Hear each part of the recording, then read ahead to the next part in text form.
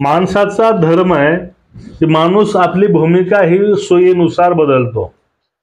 पण ज्यावेळेस एखादा व्यक्ती नेहमी नेहमी आपली भूमिका बदलतो त्यावेळेस त्या माणसाला आपण रंग बदलू गिरगिट म्हणतो किंवा तो व्यक्ती विश्वासास पात्र नसतो. आपण त्यांना पलटीराम किंवा पलटूबाज किंवा धोकेबाज असे नाव देत असतो. मित्रांनो, रामकृष्ण हरी. सर्वांचं मी स्वागत करतोय आपल्या एका नवीन अशा व्हिडिओमध्ये. आता महाराष्ट्राच्या राजकारणामध्ये काही पलटूराम, काही असेच महत्त्वाचे काही लोक आहेत. त्या लोकांची भूमिका ही एक नसते, ती भूमिका प्रत्येक वेळी वेगवेगळी असते. ज्याप्रमाणे बँडवाले लग्नाचं वेगळं वाजवतात, ढवाळ जेवणाचं वेगळं वाजवतात, मौतीचं वेगळं वाजवतात, तसं हे लोक प्रत्येक वेळेस प्रत्येक भूमिका ह्या अलग अलग येतात. सध्या म्हणून या लोकांना राजकारणामध्ये सरड्याला लाजवेल असं यांचं राजकारण आहे.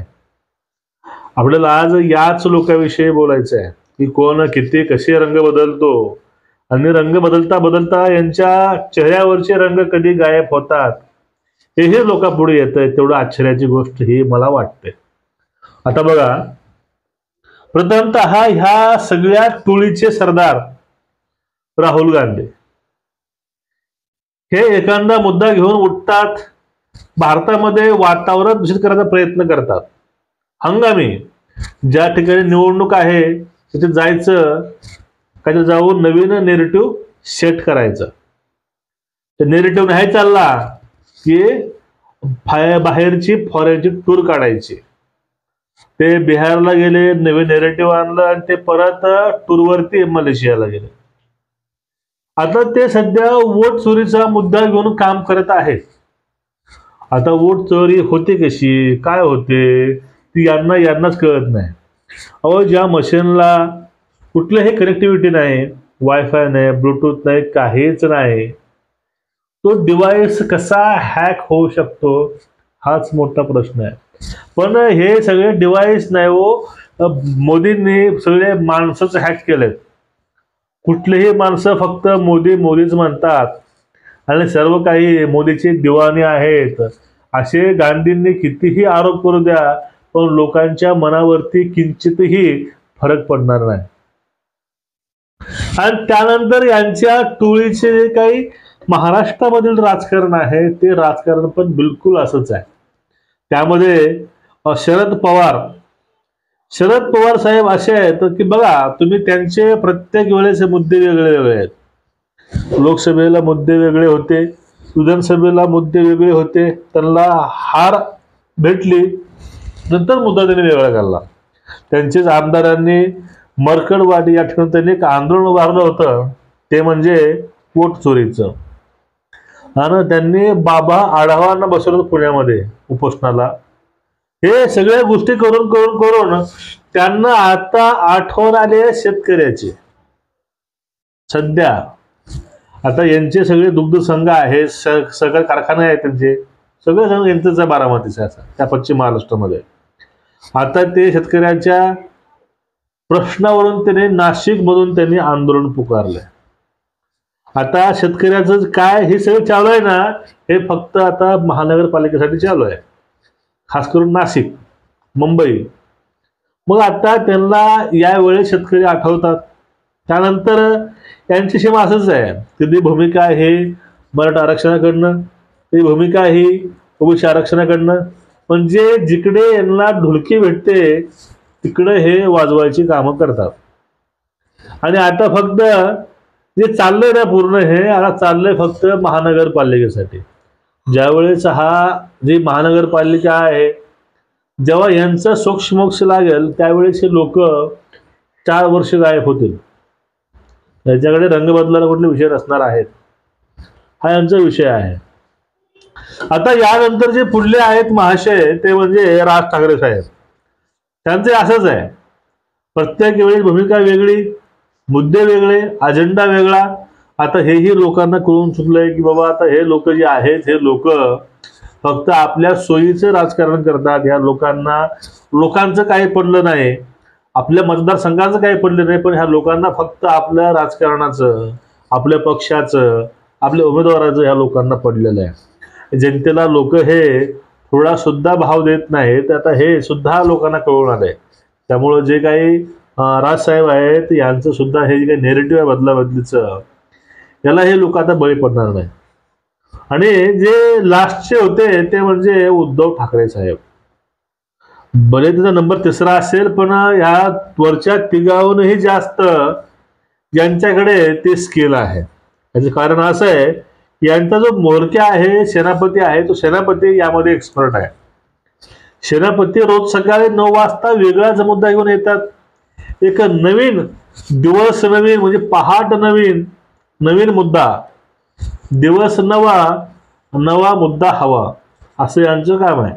त्या मुद्द्यामध्ये तथ्य असो अथवा न असो, एखादा मुद्दा पप्पून उचलला तो मुद्दा महाराष्ट्रामध्ये हे वसुंधरा मासे आणि पप्पूचे मुद्दे फॉलोअप करणं, काकांचे फॉलोअप घेणं, ह्या सगळ्या फॉलोअप कडून सकाळी हे 9 वाजता प्रत्येक मुद्दे रंगवत असतात. आणि आता यांनी एक नवीन रंग घेतला, तो म्हणजे ऑपरेशन सिंदूरचा.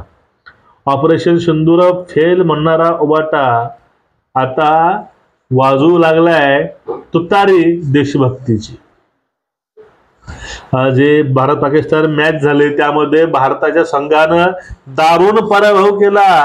युद्धामध्ये तुम्हालाही आम्ही हरवतो आणि खेळात सुद्धा तुम्हाला आम्ही हरवतो, तुमची लायकी तेच आहे हे दाखवून भारतीय खेळाडूंना दिलं. आणि त्याबरोबरच महत्वाची गोष्ट, भारतीय संघानं यांच्यासोबत हात सुद्धा मिळवले नाही, तरी शेकंड सुद्धा केला नाही. त्यांची जी काही अवकात आहे त्या ठिकाणी दाखवले संघानं भारतीय. पण तरीही या लोकांना नेमकं दुःख कुठलं वाटतंय? भारत जिंकला याचं दुःख वाटतंय की पाकिस्तान हारला याचं दुःख वाटतंय? परत राऊतांनी सांगितलं की यामध्ये सट्टा लागला 1 लाख कोटी, काय काय काय काय. मग त्यामध्ये ह्यांचा पैसा डुबला का? इथं हा एक मोठा प्रश्न लोकांमध्ये येतो की बाबा या माणसाला एवढं कसं माहिती तर सट्टा लागलाय, एवढा पैसा डुबलाय, मग तुम्ही पैसा लावला कुठे नेमका? तुम्हाला वाटलं होतं की तेव्हा तुम्हाला वाटलं होतं की या ठिकाणी भारतच हारणार, पाकिस्तान जिंकणार, तुम्ही लावला पैसा पाकिस्तानला, पाकिस्तान हारला, तुमचे पैसे बुडले? असं तर नाही ना. असंच आहे. हा सुद्धा या ठिकाणी मुद्दा येतो. आणि हे लोक जे आहेत हे फक्त सोयीचं राजकारण करतात. म्हणून म्हणलं काय तुम्हाला मी, म्हणून सुरू झाली रंग बदलू पक्षाच्या सरड्याची तयारी. या ज्या सरड्याने हे तयारी केलेली आहे, महानगरपालिका जवळ आली आहे, आता या निवडणुका जवळ आहेत, आता यावेळेस आपल्या लोकांचे डोके नांगरायचे आहेत आणि लोकांना या ठिकाणी आपल्याकडे खेचायचं आहे. याच्या माध्यमातून यांची ही चाललेली धावपळ आहे. मग आता हे तिघ चौघ फक्त एका माणसाच्या विरोधामध्ये आहेत. बघा, राहुल गांधी येतात, ते करतात आरोप डायरेक्ट सीएम वरती. काका येतात, ते घेतात देवाभाऊला. काय पाठीमाग माणसं लावलं घेरलं होतं, काही फरक नाही पडला, सगळे माणसं तोंडगशी पडले गेले. पण नंतर उद्धव साहेब यांचंही टार्गेट देवेंद्र फडणवीस, संजय राऊत साहेब टार्गेट फडणवीस, या सर्व लोकांचं टार्गेट फक्त एकच आहे, ते म्हणजे फडणवीस. बाकी यांचं टार्गेट कुठलंच नाही. म्हणतो आपण विधानसभा मनपा वगैरे हे काहीच नाही, फक्त नाममात्र आहे. त्यांना माहित आहे जोपर्यंत महाराष्ट्राच्या राजकारणामध्ये देवेंद्र फडणवीस नावाचा व्यक्ती असेल तोपर्यंत आपली डाळ शिजणार नाही. आपण त्याला कितीही तर बदलून पाणी टाका, काही करा, पण ते डाळ नेहमीच घट्ट राहणार आहे, तशी शिजणार कधीच नाही. कारण काय की डाळ यांची तशीच ठेवायची कामं हे देवेंद्र फडणवीस करतात. कारण त्यांचं राजकारण हे रंग बदलून आहे, दल बदलून आहे, विचारसरणी बदलणार नाही. आता हिंदुत्व धरलं परत सोडलं असं नाही, थोडासा वेळ लागेल प्रत्येक गोष्टीला, पण ती गोष्ट होणारच.